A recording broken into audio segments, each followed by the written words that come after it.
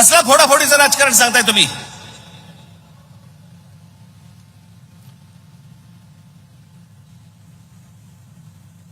ही सगळी माणसं जी काय आज आहेत, एक गोष्ट तुम्हाला सांगतो, मी ज्या वेळेला पक्षातनं बाहेर पडलो, माननीय बाळासाहेबांना सांगून बाहेर पडलो.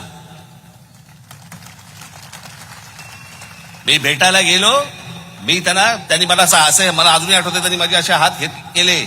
मी त्याच्या जवळ गेलो, आम्ही दोघांनी मिठी मारली एकमेकांना. मी म्हटलं येतो मी.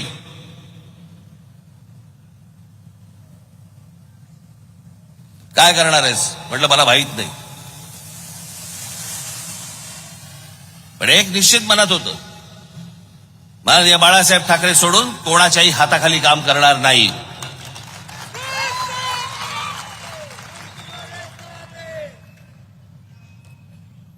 पक्षाचे किती चढ उतार आले, मार्ग काढीन त्यातनं.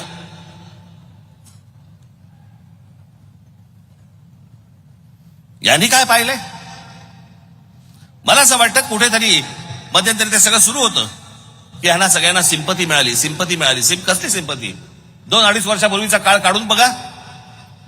शिवसेना आणि भारतीय जनता पक्ष तुम्ही एकत्र निवडणूक लढवलीत ना रे.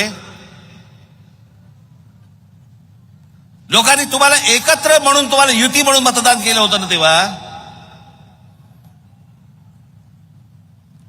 निकाल लागल्यानंतर ज्या वेळेला त्याला कळलं की बाबा आपल्याशिवाय ह्यांचं सरकार बसत नाही, नवीन टोम काढली. आपलं ते 2.5 वर्षाचं उपमुख्यमंत्री पदाचं काय, हे म्हणे 4 भिंतीत ठरलं आमचं. 4 भिंतीत अधिकाऱ्या बोललात.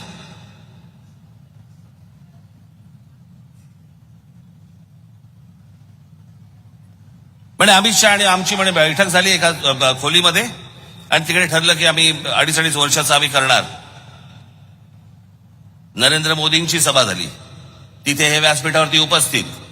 नरेंद्र मोदी स्वतःच्या भाषणामध्ये सांगतायत की आमचा पुढचा मुख्यमंत्री देवेंद्र फडणवीस असणार. का नाही आक्षेप घेतलात? अमित शहाच्या सभेमध्ये व्यासपीठावर तुम्ही बसलेले होता, तिथे अमित शहा म्हणाले आमचा पुढचा मुख्यमंत्री देवेंद्र फडणवीस असणार. का नाही आक्षेप घेतलात तेव्हा तुम्ही? निवडणुकीचे निकाल लागल्यानंतर तुम्ही सगळ्यांना जगाला सांगताय की माझ्याबरोबर 2.5 वर्षाचा करार केलेला. मग अधिकाऱ्यांना सांगितलं तुम्ही. लाखो लोकांची मतं वाया घालवलीत, आणि त्याच्यानंतर ज्यांच्या विरोधामध्ये तुम्ही निवडणूक लढवलीत त्यांच्याबरोबर जाऊन तुम्ही तिकडे विधानसभेमध्ये बसलात काँग्रेस आणि एनसीपी बरोबर.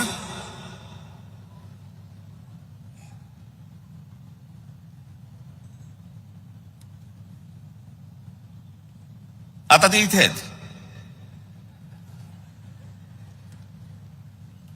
मला आता कित्येकदा हल्ली कळतच नाही कोण कुठच्या पक्षात आहे.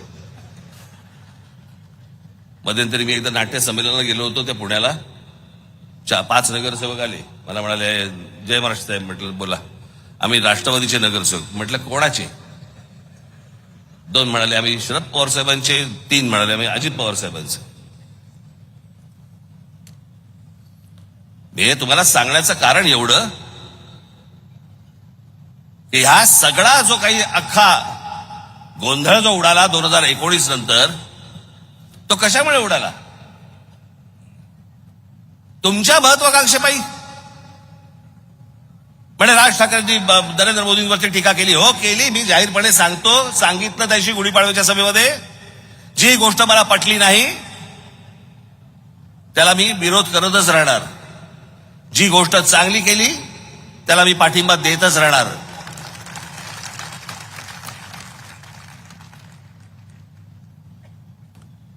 प्रश्नच येत नाही त्या गोष्टींचा. पण माझा विरोध हा मुद्द्यांना होता. मला काहीतरी मिळालं नाही म्हणून मी विरोध करत नव्हतो. आज आपण असं काढून बघूया.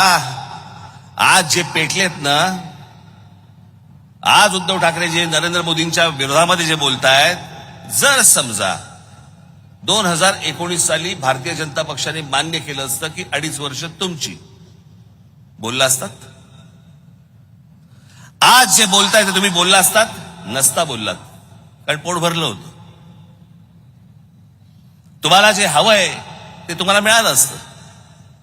पण जे तुम्हाला हवंय ते तुम्हाला मिळालं नाही म्हणून तुम्ही आज बोलताय.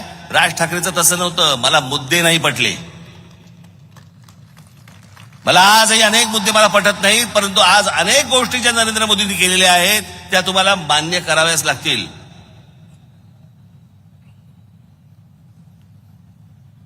या देशामध्ये असंख्य लाखोने आज चांगले मुसलमान राहतात. या देशाला मानणारे मुसलमान राहतात. या देशावरती प्रेम करणारे मुसलमान राहतात.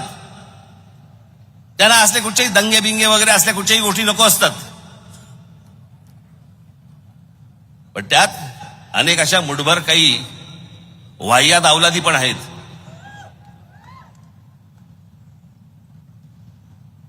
आज ही सगळी माणसं, जे काल झालं ना पुण्यामध्ये,